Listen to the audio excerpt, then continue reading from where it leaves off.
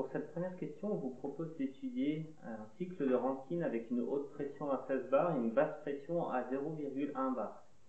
Alors d'abord, vous pouvez remarquer qu'on ne vous donne pas de rendement isentropique de turbine pour les détentes dans aucune de ces trois questions.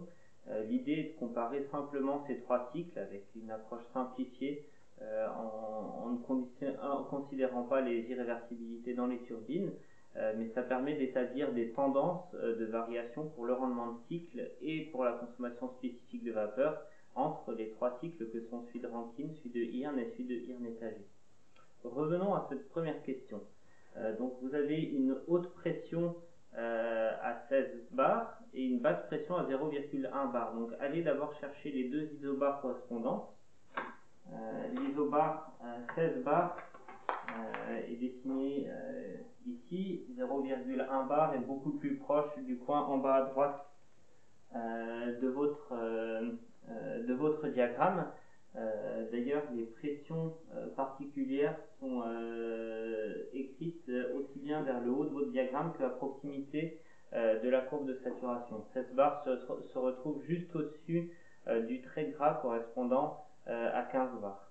Donc, à l'intersection entre cet isobar haute pression de 16 bars et la courbe de saturation vapeur, vous avez le point qu'on appelait A dans le cours qui correspond au point d'entrée de la turbine. Ici, nous considérons une détente adiabatique et réversible, donc isentropique, étant donné qu'on n'utilise pas de rendement isentropique de turbine. Donc, vous pouvez descendre à la verticale, c'est-à-dire à entropie spécifique constante. Donc, ici, on a l'entropie spécifique de notre point A. Et à l'intersection avec l'isobar de 0,1 bar, on va retrouver le point B qui correspond au point de sortie turbine dans le cadre de ce cycle de Rankine. Donc vous pouvez ensuite directement lire sur l'axe des ordonnées les enthalpies spécifiques correspondant à ces deux points, étant donné que c'est les enthalpies spécifiques qui nous intéressent ici pour pouvoir calculer que ce soit la consommation spécifique de vapeur ou alors pour le rendement de cycle.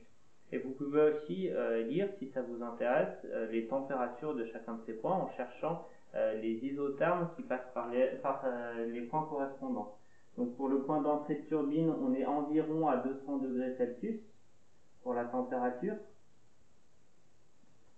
Et vous pouvez regarder la température correspondant à l'isotherme qui est confondu à l'isobar du point B dans la zone biphasique, et celle-ci vous allez la lire au niveau ici de la